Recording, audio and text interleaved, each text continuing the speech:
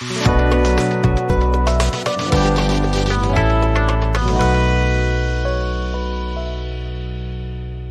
And a very warm welcome to all of you on emotionally yours with प्रतीक.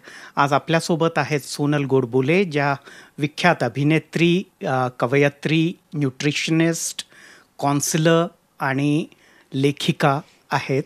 आपल्यासोबत आपण बोलणार आहोत बऱ्याच गोष्टींवरती. त्यांचा एक खूप मोठा हातखंडा म्हणजे लैंगिक शिक्षण, आणि ते सुद्धा ग्रामीण भागात त्या बऱ्याच वर्षांपासून करत आहेत.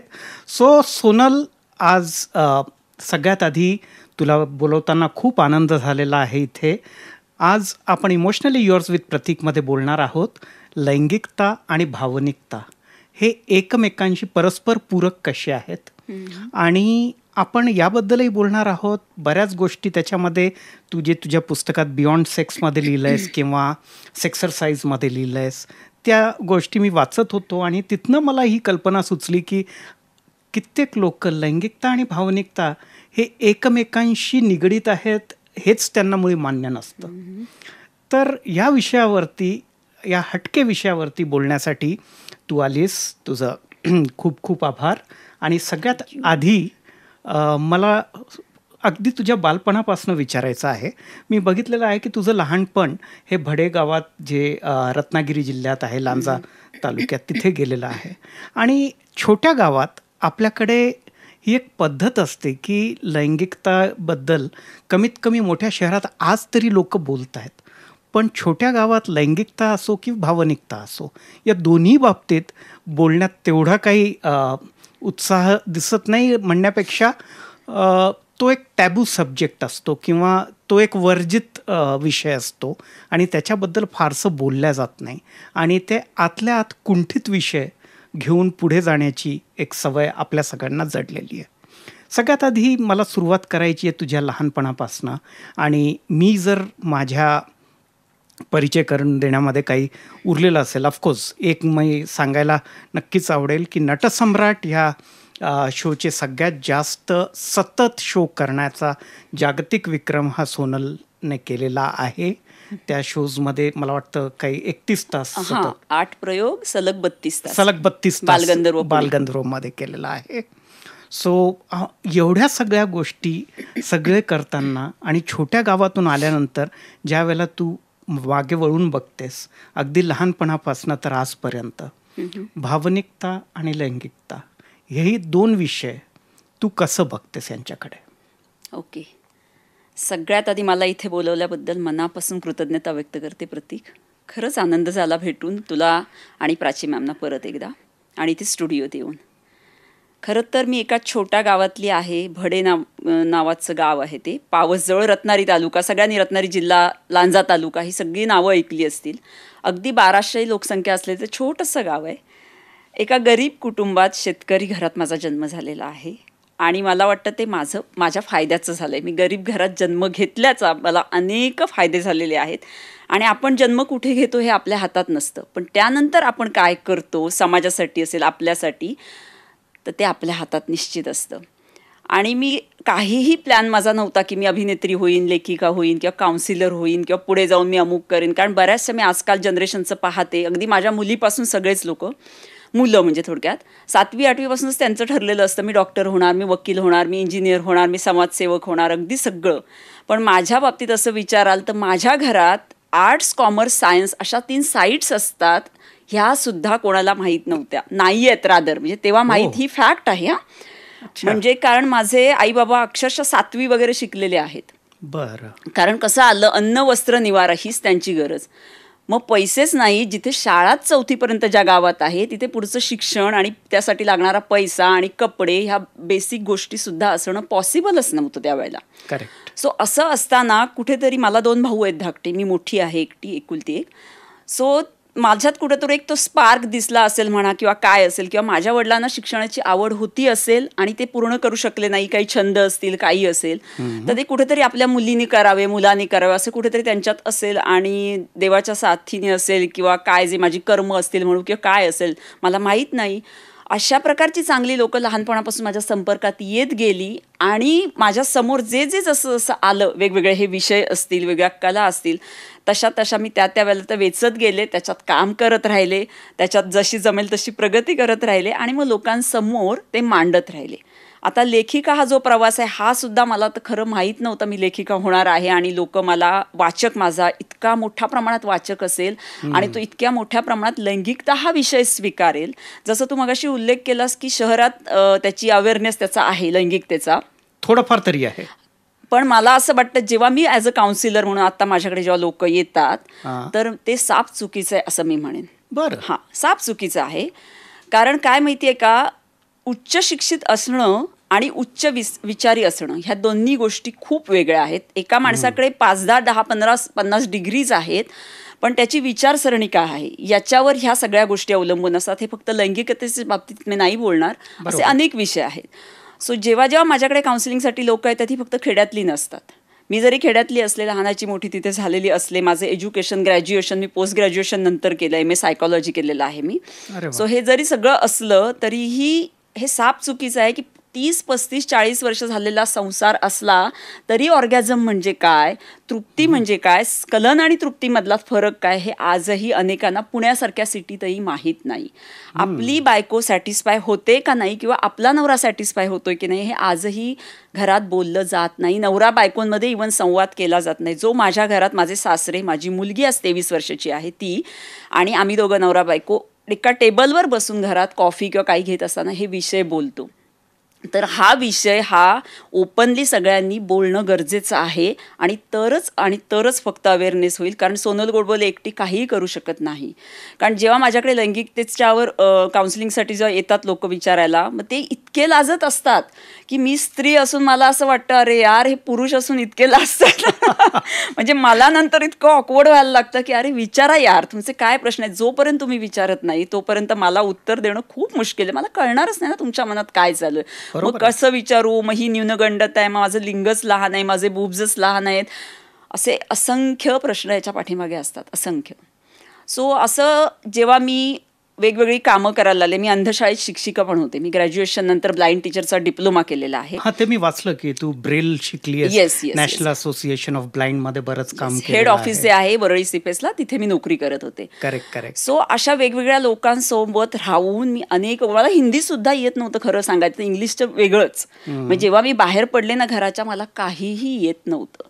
जी काय आज सोनल सगळ्यांच्या समोर आहे ती टोटली सगळ्या ह्या समाजामुळे बनलेली आहे, समाजामुळे घडलेली आहे आणि निरीक्षणातून आलेली आहे खरं सांगायचं तर. कारण मला वाटतं ना, कुठली डिग्री किंवा काही तुम्हाला देऊ शकत नाही जे निरीक्षण किंवा अनुभव देतात. आणि लोकांनी केलेले अपमान असतील, मग ते रंगांवरून असतील, जातीवरून असतील, गरिबीवरून असतील, अशा अनेक अपमानातून माणूस घडत असतो. आणि जो मोठी व्यक्ती होते ती अशीच येते. अगदी पंतप्रधानांपासून उदाहरणं आपल्या समोर आहेत. हां. सो मला वाटतं क्रिटिसाइज करणारी लोक सुद्धा आपल्यासोबत असायला हवीत इथूनही पुढे, तरच सोनलसारख्या अनेक व्यक्ती थोड्या पुढे जातील. आणि त्यांची मी मनापासून कृतज्ञता व्यक्त करते की त्यांनी मला रंगावरून, जातीवरून, सगळ्यावरून हिणवलं म्हणून मी आज काहीतरी करू शकले. वा, हे नक्कीच प्रेरणादायक आहे. कारण ज्या वेळेला तुम्ही असं पूर्ण ह्या गोष्टी ऐकता की आपल्याला ज्यांनी क्रिटिसाइज केलं आहे किंवा ज्यांनी आपला अपमान केला आहे, त्यातनं सुद्धा आपण उभारी घेऊन काहीतरी नवीन करून आपण दाखवू शकतो. येस, ह्याच्यातलं एक ना मला आता आठवलं, एक उदाहरण सांगू का? लेटेस्ट गेल्या महिन्यात, नक्कीच. त्याकडे नंतर ते जाईल माझ्या डोक्यातून. एक लेडीने मला मेसेंजरवर मेसेज केला होता. ती लेडी होती का पुरुष होता माहित नाही, ते प्रोफाईल लेडीचं होतं. कारण आजकाल काही आपण सांगू शकत नाही कोण असेल समोर आणि काय. तर तिने मला असा मेसेज केला होता की तुमच्या मॅडम, हॅलो मॅम, तुमच्यासारखी स्त्री ही समाजाला डिझास्टर आहे. बरं, असा त्यांनी सरळ मेसेज आहे. म्हणजे काय, तर हानिकारक, संकट येणारी, असा त्याचा अर्थ ना. बरं. तर मी तो मेसेज वाचला आणि स्माईल केलं मनातल्या मनात. मला अजिबात राग आला नाही. कीव आली नक्कीच त्या लेडीची, जी कोणी समोर व्यक्ती असेल. मी छान माझं लिहिते रोजचं ना आर्टिकल, कागद पेन उचलला ज्याच्यावर लिहिते मी, ते घेतला हातात मोबाईल माझा आणि मस्त, प्रिय सखी, तुझा मेसेज मी आत्ताच मेसेंजरवर वाचला. डिझास्टरचा अर्थ तू नक्की काय घेतलास मला माहीत नाही सखी, पण मी जो अर्थ घेतला त्या अर्थाने सोनल ही नक्कीच समाजासाठी हानिकारक आहे. कारण माझ्याकडे असलेलं टॅलेंट तुझ्यासारख्या सखीकडे नाही. माझ्याकडे असलेले अनेक पुरुष मित्र, कारण मी पुरुषांमध्येच लहानपणापासून वावरले, आत्ताही वावरते. सो जे मी काय लिहित असते, मला फिरायला लोक नेतात, माझे व्हिडिओज काढतात, फोटोज काढतात, आणि मी रोज छान बिकिनीपासून सगळं जे काही व्हॉट्सअप शेअर करत असते, फेसबुक, इन्स्टावर सगळं. हां, आणि माझा नवराही त्याच्यात आहे, तोही पुरुषच आहे. तर हे सगळं जेव्हा असतं तेव्हा तुझ्यासारखी स्त्री नक्कीच म्हणणार, कारण तिला वाटणार, ती थोडीशी नाही आहे बघा, जेलसी प्रत्येकाला असते, असायलाच पाहिजे. सो मी नक्कीच डिझास्टर आहे. असं एक छान पत्र, आणि तो लिहिल्यानंतर ते तिला मी कॉपी पेस्ट केलं आणि पेस्ट करून तिला फॉरवर्ड करून टाकलं. त्यानंतर एकही मेसेज नाही. Stop everything.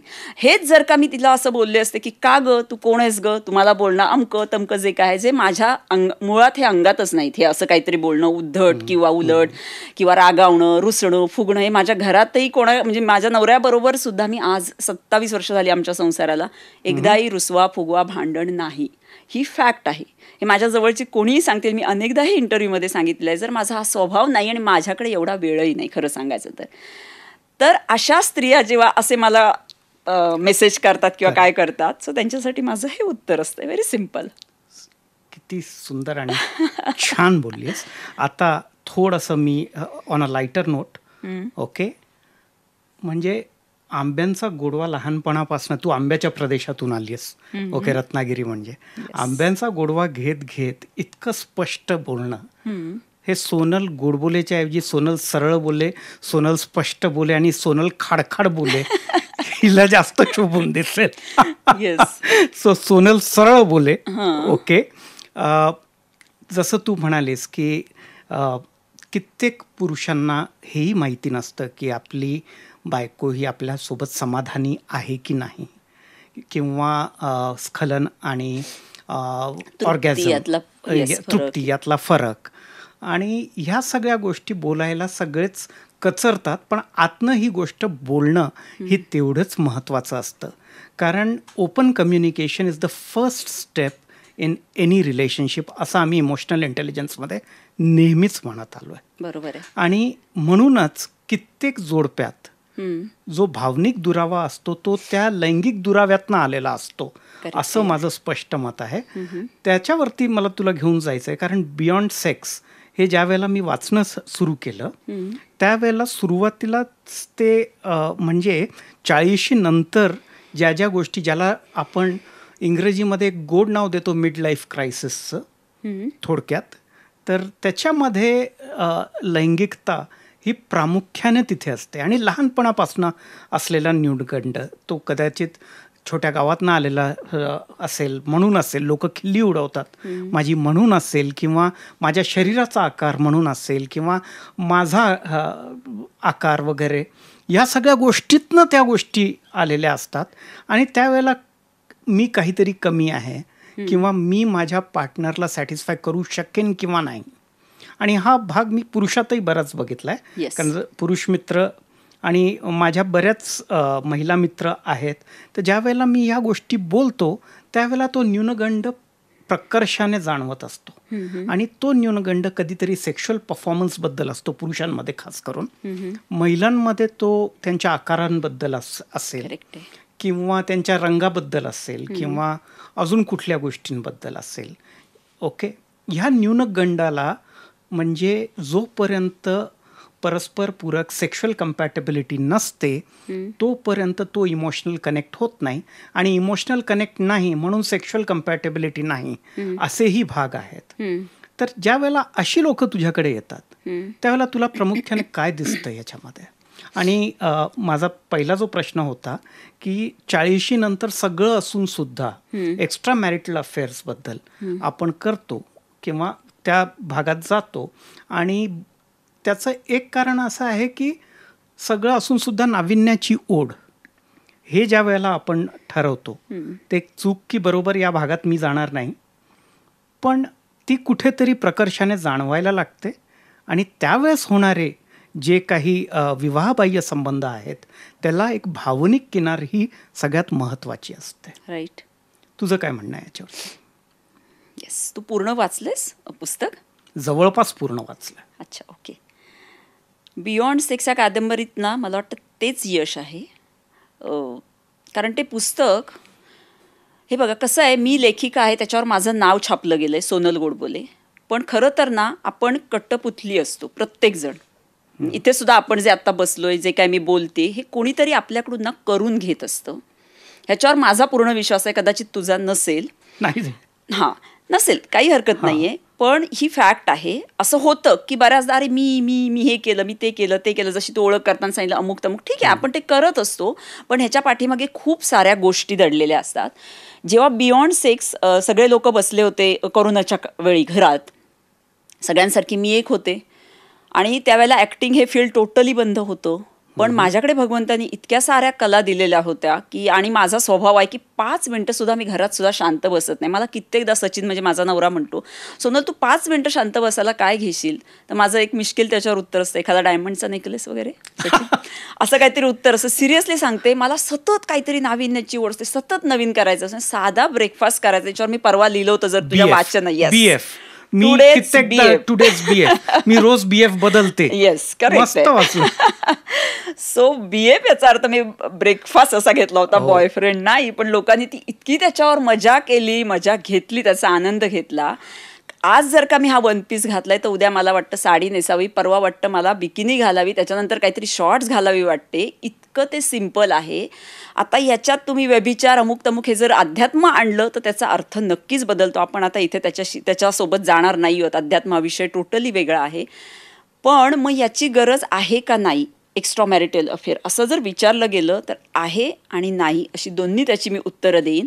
कारण ज्याचा त्याने स्वतंत्र विचार करण्याची क्षमता, प्रत्येक बुद्धिमत्ता आपल्या प्रत्येक माणसात आहे, तो त्याने आपापला संसार, आपलं घरदार, आपली माणसं, आपलं कुटुंब हे सगळं सांभाळून या गोष्टी करायच्या असतात. आणि हेच बियॉन्ड सेक्स ही कादंबरी सांगते. सागर मीरा हिट होण्यामागचं ती पात्र 2 प्रचंड प्रमाणात, त्याचं कारण हेच आहे की त्या पात्रांनी, त्याच्यात एकच शेवटचं वाक्य आहे, बियॉन्ड सेक्स इज ऑलवेज. त्याच्या सेक्सच्या नंतर काय असतं अलीकडे पलीकडे, तर ते प्रेम असतं. मग शारीरिक संबंध कसं असतं की एका ठराविक वयानंतर हे सगळं संपून जातं, थांबून जातं, प्रत्येक घरात होतं. पण मग प्रेम थांबतं का? उलट ते वाढतं नंतर. बघा ना, एक 60-65चे 70च्या पुढेची असलं ना मंडळी, ही सगळी जास्त प्रेम करायला लागतात. तिथे शरीराचा काही संबंध असतो, मनाचाच असतो. सो हेच सांगणारी ती कादंबरी आहे. आणि मग आता जसं तू विचारलंस, मग इथं भावनिक आणि शारीरिक ह्या 2 गरजांचं एकत्र असणं किती गरजेचं आहे. तर आजकालची जी जनरेशन आहे ती खरं तर भावनिकदृष्ट्या गुंततच नाही कोणाच्यात. म्हणजे कसं आहे, यूज अँड थ्रो आहे. आत्ता हे हातात आले, जसं आपण एखादा कॉफीचा तो कप घेतो ना प्लास्टिकचा, पितो कॉफी आणि कचऱ्यात नेऊन टाकून देतो, तसंच आजकाल झालंय. तू सही नाही तो और सही, और नाही तो और सही, सिच्युएशनशिप. राईट, मी त्याच्यावर मध्ये एक लेख लिहिला होता ह्याच्यावर, त्याच्यावरतीच येणार होतो, वाचला तो. सो अशी जनरेशन आहे. त्याच्यामुळे तिला ना, त्या जनरेशनला, उदाहरणार्थ माझ्याच मुलीचं घेऊयात, आता जर का आम्ही काही प्रॉपर्टीबद्दल किंवा काही तिच्या PPF अकाउंटबद्दल किंवा कशाबद्दल जर बोललो तिला, मम्मा मला तुझ्या त्या ना डायमंडमध्ये, त्या PPF मध्ये कशात इंटरेस्ट नाही गं. ती 15 दिवस फोनही करणार नाही, 15 दिवस मेसेज करणार, तिचे आई बाबा कसे आहेत. मग मीच शेवटी कधी 15 ते 20 दिवसांनी फोन करते, अगं आई बाबांना जरा कधीतरी आहेत जिवंत, एवढं तरी बघ. म्हणजे अशी ही जनरेशन आहे आणि हे सगळीकडेच आहे. तर तिथे भावनिकतेला 0 व्हॅल्यू दिली जाते. असं एक माझं ओव्हरऑल आता ॲज अ काउन्सिलिंग म्हणून, जेव्हा मी काउन्सिलर म्हणून काम करते तेव्हा मला जाणवलं. पण ते खरं तर असायला पाहिजे. कालचं एक उदाहरण सांगते. माझा एक मित्र सांगत होता, त्याच्या नातीचा पहिला वाढदिवस होता. सो त्या नातीच्या वडिलांनी, म्हणजे मुलाने त्यांच्या, त्या माझ्या मित्राच्या, ही 67 इयर्स ओल्ड, मोठे आहेत ते माझ्यापेक्षा भरपूर. तर त्यांनी काय गिफ्ट द्यावं, तर एक रोबो गिफ्ट दिला. आणि त्या रोबो बरोबर ती मुलगी हाईड अँड सीक खेळते. तो रोबो जाऊन कोपऱ्यात लपतो, ही जाऊन शोधते, ही कोपऱ्यात जाऊन लपते, तो रोबो शोधतो. आता याच्यावरून अंदाज घ्यायचा की आजी आजोबांची मांडी असेल, थांबली गेली, आजी आजोबांनी सांगितलेल्या त्या गोष्टी असतील, त्याही गेल्या. म्हणजेच काय, जे संस्कार नावाचा जो काय प्रकार आहे, आपण ज्याच्यात वाढलो. आता मी सुद्धा मोठ्या फॅमिलीतून आलेली आहे. आजही रादर माझ्याकडे, आमच्या घरी, माझ्या माहेरी 9 माणसं आहेत, सगळे जॉईंट फॅमिली आहे माझी. 2 भाऊ भाऊजे या सगळं एकत्र राहतात, आई बाबा, त्यांची मुलं, असे सगळे. सो मी ज्या कुटुंबातून आले, आजी आजोबांचा, मी आजोबांच्या इथे ह्याच्यावर बसायची, मग ते मला उचलून घेऊन खाली मंदिरात जायचे, ह्या सगळ्या आठवणी जिथे आहेत, अशा ठिकाणी मी आज काय पाहते, तर मुलांबरोबर ग्राउंडवर इकडे तिकडे लपाछपी खेळलं पाहिजे, तर कोणाबरोबर खेळतायत, तर रोबो रोबोसोबत. ही गोष्ट आहे 2024ची. तर विचार करा की अजून 10 वर्षांनी आपल्याकडे काय परिस्थिती असेल. आज प्रत्येकजण 4 माणसं घरात बसली तर चौघांच्या हातात मोबाईल असतो. कुठे आली भावनिक गुंतवणूक आणि कुठे आलं काय? आता जी काय गुंतवणूक असेल ती FD, प्रॉपर्टी, गाड्या, 1 BHK आहे तर 2 BHK, 2 BHK आहे तर 3 BHK याच्यातच आहे. आणि हे सगळं, ह्या सगळ्याचा इम्पॅक्ट आपल्या लैंगिकतेवर होतो कळत नकळत. कारण सतत जेव्हा तुम्ही त्या मोबाईलमध्ये आणि याच्यात ते व्हिडिओज आणि पॉर्न व्हिडिओज पाहत असता आणि मग तिथून कुठेतरी नैराश्य येते की त्याचं लिंग मोठं दिसतंय किंवा तो अर्धा अर्धा तास सेक्स करतोय किंवा त्या बाईचे बुस त्या व्हिडिओमधल्या मोठे दिसत आहेत. अरे ते सगळं त्यांनी ऑपरेट केलेलं असतं, काहीतरी औषधं वापरलेली असतात, अमुक तमुक. हे ह्या मुलांना का कळत नाही? माझ्याकडे काउन्सिलिंगला कोणी आलं की मी पहिल्यांदा सांगते त्या मुलांना पहिले ते व्हिडिओ बंद करा बघणं. तुम्ही ज्ञान घ्या त्याचं. आमच्यासारखी लोक, मी म्हणणार नाही की माझंच पुस्तक जे फॅन्टसीज अँड ब्युटीज इन सेक्स जे त्याच्यावर लिहिलं आहे ते मी किस कसा करावा, हक कसा करावा, इथंपासून सगळ्या बारीक बारीक गोष्टी मी त्याच्यात लिहिले. अशी अनेक लोक लिहिणारी त्याच्यावर आहेत लैंगिकतेवर. सो तुम्ही त्या लोकांकडून प्रॉपर नॉलेज जे आहे ते तुम्ही घ्या. हे व्हिडिओ पाहून तुम्हाला याच्यातून काहीही मिळणार नाही. आणि काय होतं, ते व्हिडिओ पाहिले की न्यूनगंडता एक तर येतेच येते आणि दुसरं गोष्ट म्हणजे तुम्ही सतत दिवसभर तुम्ही त्याच्यातच राहता. सेक्स सेक्स सेक्स सतत तुमच्या डोक्यात. एक्झॅक्टली, व्यसन चढतं ना सतत. मग माझ्यात काहीतरी कमतरता आहे, मग काहीतरी अजूनच त्याच्यातून वेगळं वेगळं शारीरिक आजार म्हणा किंवा मानसिक आजार म्हणा हे यायला लागलेले आहेत खरं तर. सो प्रॉपर लैंगिकतेचं शिक्षण प्रॉपर व्यक्तीकडून घ्या, इतकंच मी माझ्या वाचकांना सांगेन. हा खूप चांगला आणि महत्त्वाचा मुद्दा तू बोललीस. मला एक घटना आठवते माझ्या स्वतःसोबत. माझे वडील, मी, आई, आम्ही म्हणजे त्या काळात लहान गावात, मी तुझ्यासारखाच मराठवाड्यातल्या एका छोट्या गावातनं आलेलो, हिंगोली म्हणून ते गाव आहे. तर तिथेसुद्धा या गोष्टींबद्दल बाकीच्या भागात सारखंच लैंगिकतेबद्दल किंवा भावनिकतेबद्दल हे अतिशय कमी बोलल्या जायचं. तिथे ज्या वेळेला मी वयात यायला सुरुवात झाली आणि मिसरूडं फुटायला सुरुवात झाली तर ते बाबांना कळालं की हा आता वयात येतोय. तर त्यांनी जर काही पहिली गोष्ट केली असेल तर त्यांनी कामसूत्र हे पुस्तक मला हातात दिलं आणि त्यांनी सांगितलं, चुकीचं इकडे तिकडे वाचण्यापेक्षा करेक्ट आहे, हे व्यवस्थित वाच. काही त्याच्यामध्ये तुला जर कळत नसेल तर माझ्याकडे ये, मी तुला सांगेन ते काय असेल आणि एक व्यवस्थित त्याचं शिक्षण घे. कारण त्यावेळेला सेक्स एज्युकेशन वगैरे शाळेतही नव्हते आणि आता ज्या पद्धतीने सेक्स एज्युकेशन शाळेत आहेत मला नाही वाटत त्याचा काही फारसा असा इम्पॅक्ट असेल. आणि ते जे शिक्षक, जे शिकवणारी व्यक्ती आहे ना, ती मुळात किती एज्युकेटेड आहे या बाबतीत पर्टिक्युलर हेही माहित नाही आणि ती ओपनली तितक्या खरंच बोलू शकते का, तिच्यात तेवढी हिंमत आहे का? नक्कीच. कारण ह्याच्यावरून एक उदाहरण सांगते. एक कॉलेजचे सर माझ्याकडे एखाद्या 2-3 महिन्यापूर्वीची गोष्ट असेल की मॅम तुम्ही आमच्या कॉलेजमध्ये याल का? म्हटलं कुठल्या वयोगटातली मुलं आहेत? तर ते म्हणले 12वी सेकंड इयरपर्यंत अशी मुलं आहेत, 100-150 मुलं. ती तुम्हाला आम्ही देतो आणि तुम्ही त्यांना या सगळ्या विषयांवर तुम्ही बोला त्यांच्याशी. मग मेनोपॉज असेल किंवा मासिक पाळी असेल किंवा या सगळ्याशीच रिलेटेड. म्हटलं काहीच हरकत नाही. ते म्हणाले की मला वाटतंय बोलावं, तरी मी आमच्या हेड सर जे आहेत त्यांच्याशी बोलून तुम्हाला कळवतं. त्या हेड सरांनी मला कॉल केला दुसऱ्या दिवशी आणि म्हणाले की मॅम तुम्ही म्हणताय बोलणार, पण मुलं ऐकतील का हो किंवा बसतील का किंवा त्यांचे काही प्रश्न असतील तर ते विचारतील का? तर मी त्यांना काय म्हटलं, तुमची तयारी आहे का? तर म्हणे आमच्या शिक्षिकाच लाजायला लागल्यात. आता जर शिक्षिकाच लाजायला लागल्या तर मुलं मला प्रश्न कसे विचारतील? मग मी त्यांना काय म्हटलं की तुम्ही एकही शिक्षक तिथे थांबू नका. जर तुम्हाला लाज वाटत असेल ना, तुम्ही कोणीही थांबू नका. मुलं माझ्या ताब्यात द्या, दरवाजा लावून टाका. त्यांना जे जे बोलायचं आहे ना, मी त्यांच्याकडून बरोबर हे करून घेते बोलून की त्यांना काय क्वेश्चन्स आहेत मला माहिती आहे, मी काढून घेते त्यांच्याकडून. पण शेवटपर्यंत त्यांनी ते लेक्चर ठेवलं नाही. ही जिथे तुम्ही म्हणला ना मगाशी की सुशिक्षित पुण्यासारख्या सिटीत किंवा ही परिस्थिती आजही जिथे आहे तिथे 7वी-8वीतल्या मुलाला लैंगिकतेचं शिक्षण हे लोक काय देणार आहेत? आणि हा खूप महत्त्वाचा भाग आहे. खूप अन्न वस्त्र निवारा इतकी जितकी लैंगिकतेची गरज असताना आपण ते टाळतोय आणि त्याच्यात लाजणं. तुम्ही तर बाहेर जाऊन सर्रासरी एकाबरोबर नाही अनेकांबरोबर तुम्ही सेक्शुअल ऍक्टिव्हिटी करता लपून छपून. मग तुम्हाला प्रॉब्लेम काय मुलांना सांगायला आणि त्यांना ते ज्ञान द्यायला? आणि ते पण करत असताना तुम्ही सुद्धा अर्धवटच माहिती तुमच्याकडे असणार. तुम्ही जाऊन ते अर्धवटच तिथे काहीतरी करणार आणि येणार उद्योग. मग त्यापेक्षा पूर्ण ज्ञान घ्या.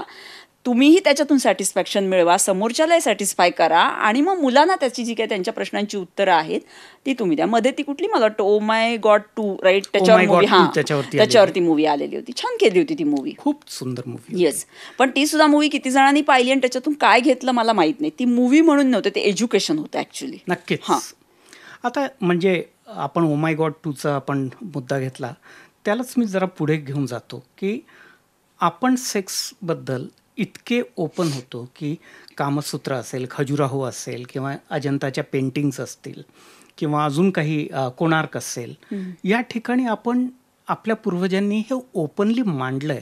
करेक्ट आहे. आणि तरीही आपण त्याबद्दल बोलायला लाजतो, त्याच्याबद्दल बोलायला आपण न्यूनगंड ठेवतो किंवा वेगवेगळ्या गोष्टींमधनं आपण ते न्यूनगंड बाळगतो स्वतःबद्दल, की म्हणजे माझा आकार असेल, माझा रंग असेल किंवा अजून काही गोष्टी असेल. आणि प्रत्येक वेळेला त्या कुंठित अवस्थेतच आपण त्या गोष्टींना सामोरं जातो. या बाबतीत मला एक नेहमी म्हणजे एक उदाहरण देतो की ज्या वेळेला आपण लग्नाबद्दल लिहितो तर त्यावेळेला एक खूप महत्त्वाचा लिगल टर्म त्याच्यामध्ये वापरला जातो की you need to consummate your marriage. म्हणजे तुम्ही त्या लग्नाचा उपभोग घेतला आहे का, असा तो प्रश्न ज्या वेळेला डिवोर्सला जोडपी जातात त्यावेळेला त्यांना विचारलं जातं. आता कित्येक वेळेला हा प्रश्न घुमवून त्यांचे जे कॉन्सिलर्स असतात ते खूप विचित्रपणे विचारतात. ओके. आणि त्याच्यानंतर ही गोष्ट लक्षात येते की ह्या अर्ध्याहून जास्त गोष्टीचा संबंध हा त्यांच्या संवादाशी आहे. आणि संवाद तोपर्यंत ओपन होत नाही जोपर्यंत स्वतःच्या अवयवांबद्दल माहिती असणं, स्वच्छता असणं किंवा स्वतःच्या अवयवांना प्राधान्य देणं किंवा दुसऱ्याच्या तृप्तीचा आपण विचार करणं, ही जी भावना आतनं जोपर्यंत येत नाही तोपर्यंत ती लैंगिकतेत परावर्तित होत नाही. आणि म्हणूनच जास्तीत जास्त त्याच्यामध्ये आपण बाकीचे एलिमेंट्स यायला लागतात, मग त्यातनं वाद वाढायला लागतात, त्याच्यातनं चिडचिड वाढायला लागते किंवा महिलांमध्ये 30 आणि 40च्या नंतरचे हार्मोनल चेंजेस असतील, पुरुषांमध्ये काही काही बदल होत असतात. तर ते एक्सेप्ट करण्याची तयारी आपल्याकडे नसते. पण ज्या वेळेला तू हा सगळ्यात आधी हा विषय घेतला हातात त्यावेळेला सगळ्यांची बघण्याची तुझ्याकडे किंवा आजूबाजूच्या लोकांची, ओळखीतल्या लोकांची, कुणी कधी असं विचारलं तुला की हे म्हणजे इतकी चांगली अभिनेत्री असून किंवा बाकीचे एवढे चांगले करिअर ॲव्हेन्यूज असून हे काय सुरू केलं नवीन? आणि त्यावेळेला त्यांना तू कसं फेस केलंस? प्रश्न आले नाहीत असं अजिबात नाही म्हणणार मी. अनेक प्रश्न आले, काही ते ओपनली बोलून दाखवले गेले. इवन आजही म्हणतात माझ्यासोबत ज्यांनी कामं केलेत ना, तेव्हा नाटकात असतील किंवा सिरियलमध्ये, तर ते लोक म्हणतात की अगं सोनल, तू एवढी चांगली अभिनेत्री आहेस, सो तू लिहिण्याबद्दल आमचं काही नाही आहे, सो लैंगिकतेवर का लिहितेस किंवा काय. तर कसं असतं ना, शिवाजी जन्माला यावा तो दुसऱ्याच्या घरात, आपल्या नको. तर ही मानसिकता आपली जेव्हा असते तेव्हा हे प्रश्न येणार. आणि दुसरा प्रश्न असा लोकांच्या मनात असतो की हे मी करू शकत नाही, मग दुसऱ्याला आपली त्याचे पाय कसे खाली खेचायची, ही आपली मानसिक, मराठी लोकांची सुद्धा स्पेशली जास्त ही वृत्ती जी आहे ना, तर ही कुठेतरी सतत त्यांच्यात डोकावत असते की ही व्यक्ती एवढी बिनधास्तपणे कसं काय ओपनली बोलते, त्या मुलाखतीत असेल किंवा व्हिडिओमध्ये असेल, लिहिते असेल. तर हे प्रश्न नक्की आले. फक्त झालं काय या केसमध्ये, माझा नवरा, माझे सासरे हे सुद्धा बालसाहित्यिक आहेत, त्यांची 100 पुस्तकं प्रकाशित आहेत, 3 पुस्तकांना राज्य शासनाचे पुरस्कार आहेत. फक्त ते लहानांसाठी लिहितात. त्यांचं टोक वेगळं आणि माझं टोक एकदम त्यांच्या बरोबर अपोजिट, असे आमच्या घरात 2 माणसं आहेत. पण ही सगळी माणसं, माझी मुलगी, सासरे आणि माझा नवरा, ही सगळी सतत माझ्यासोबत असल्यामुळे की सोनल, याची समाजाला गरज आहे आणि तुझ्याकडे ते टॅलेंट आहे तर ते तू काम कर, हे असल्यामुळे मी काय करते, कोणाकडेच मी लक्षच देत नाही या सगळ्या कुठल्याच गोष्टीकडे. मी सतत माझं त्याच्यातूनच लोकांच्या आलेल्या जे काही क्रिटिसाइज जे मला केलं जातं त्याच्यात ना, जसं मी आता डिझास्टरचं उदाहरण सांगितलं तसे येणाऱ्या शब्दांवरच मी आर्टिकल्स लिहिते. एक शब्द नुसता सुद्धा मला पुरेसा होता एका आर्टिकलसाठी.